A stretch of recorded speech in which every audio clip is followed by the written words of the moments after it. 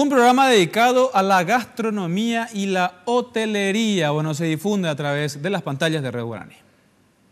Cocinas, restaurantes, hoteles, precios y lugares confortables. Eso y más ofrece el Rincón del Gourmet en sus emisiones semanales. La conducción está a cargo de Patricia Rodríguez, quien nos comenta más sobre la temática del programa.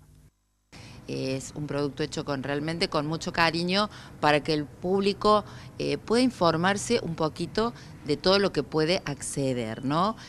Tratamos también de brindar un poco hasta los precios y sobre todo en esta época que ya viene fin de año, también tratar de impulsar el turismo gastronómico para nuestra ciudad, que para tal cosa no hace falta tampoco la gran infraestructura. De eso se trata el Rincón del Gourmet.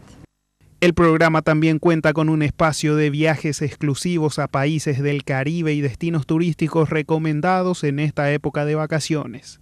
Nos fuimos a República Dominicana, fuimos a Martinica, a Grenada, a Barbados y a Saint Vincent.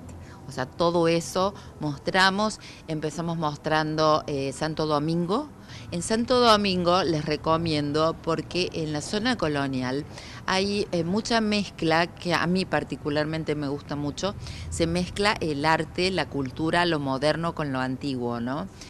El Rincón del Gourmet se emite todos los sábados a las 19:30 horas y los domingos a las 18 horas por Red Guaraní. Desea convertirse en una guía ágil y dinámica con las mejores opciones gastronómicas del Paraguay y el mundo.